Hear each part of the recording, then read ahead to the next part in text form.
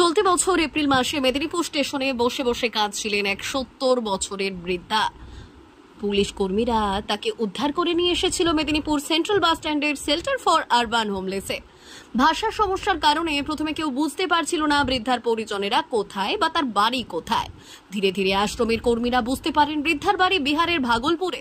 তবে কোনোভাবেই বৃদ্ধার পরিবারের সঙ্গে যোগাযোগ করা সম্ভব হচ্ছিল না আশ্রম কর্তৃপক্ষের তরফে।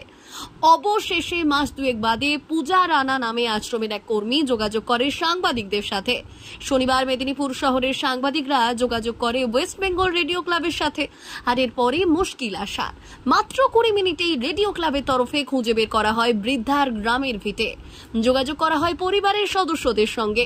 প্রিয়জনের খবর পেয়ে শনিবার রাতেই বিহারের ভাগলপুর থেকে মেদিনীপুরের উদ্দেশ্যে রওনা দেয় বৃদ্ধের পরিবারের সদস্যরা। রবিবার সকালে আশ্রমে এসে পৌঁছলেন HAM রেডিওর 2 সদস্য, বৃদ্ধার স্বামী ও 2 নাতি। জানা গিয়েছে এপ্রিল মাসে ভাগলপুর থেকে স্বামীর সাথে বর্তমানের গুড়াপে ডাক্তার দেখাতে এসেছিলেন ফুলবতী দেবী। ডাক্তার দেখিয়ে বাড়ি ফেরার সময় ট্রেনে উঠতে গিয়ে স্বামীর হাতছাড়া হয়ে যান ফুলবতী।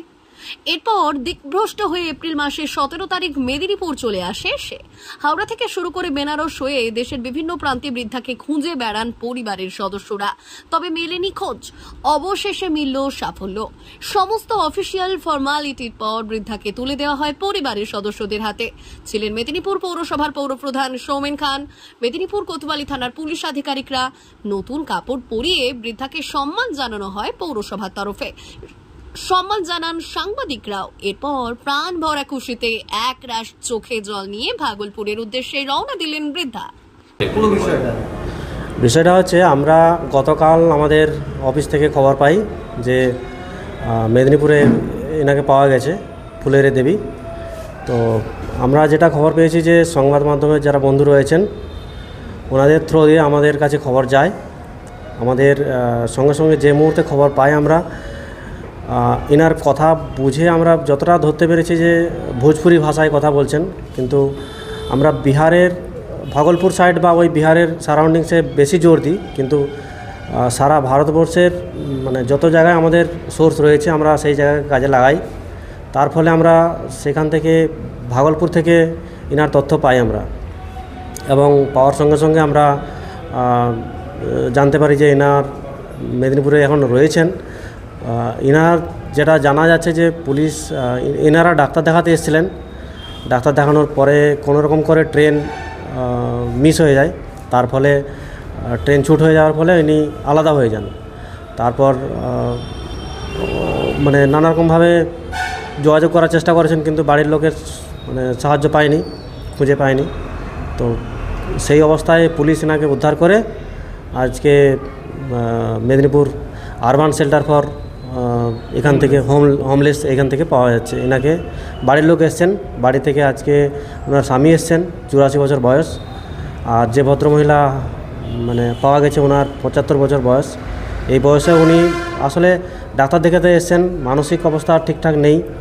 বয়সের ভারে জর্জরিত হওয়ার কারণে হোক বা শারীরিক অসুস্থতার কারণে হোক ঠিকভাবে জায়গার নাম বলতে পারছিলেন না। বাড়ির লোককে যেহেতু ছাড়া হয়ে গেছিল, নিজেও অনেকটা ভীত হয়ে গেছিলেন যে কি হবে না হবে। পরবর্তী ক্ষেত্রে আমরা তাকে তার কিছুটা ভাষা অনুধাবন করে আমরা ওনাকে बाड़ी फेराते पारची। मतलब दादा और दादी दोनों साथ में भागलपुर से मेरा यानी कि भागलपुर मेरा घर है, ठीक है। तो वहाँ से आए थे गुराप स्टेशन, यानी कि बर्धमान के आस पड़ता है। तो वहाँ पे डॉक्टर के यहाँ आए थे। तो लौटते समय ट्रेन पर से ट्रेन जब लौटते समय पकड़ने के लिए था ना, तो वहीं से मतलब दादी मिस हो गया। मतलब ट्रेन पे चढ़ गया, दादाजी नहीं चढ़ पाए, ठीक है। तो उसके बाद हम सब पूरा ढूंढे, नहीं मिला। ये 8 अप्रैल को मिसिंग हुए थे। आज 8 जून है ना, जून है। हाँ, 2 महीना के बाद कल हमको पता चला है। थाना से कॉल किया हैम रेडियो की तरफ से। तो फिर हम सब कल ही ट्रेन पकड़ के यहाँ पे आए। आज लेके जा रहे हैं? हाँ, आज लेके। कैसा लग रहा है? बहुत एक्साइटेड है। और दादाजी तो जब से खोए थे तो मतलब हमेशा रोते रहते थे बहुत, यानी कि घर में सब मतलब परेशान थे पूरा, और ढूंढ भी रहे थे। ऐसा नहीं थे कि हम सब छोड़ दिए थे, हम सब पूरा यूपी बिहार पहले तो यहाँ पूरा ढूंढे, 15 दिन कंटिन्यू यहाँ पे ढूंढे। D news Medinipur.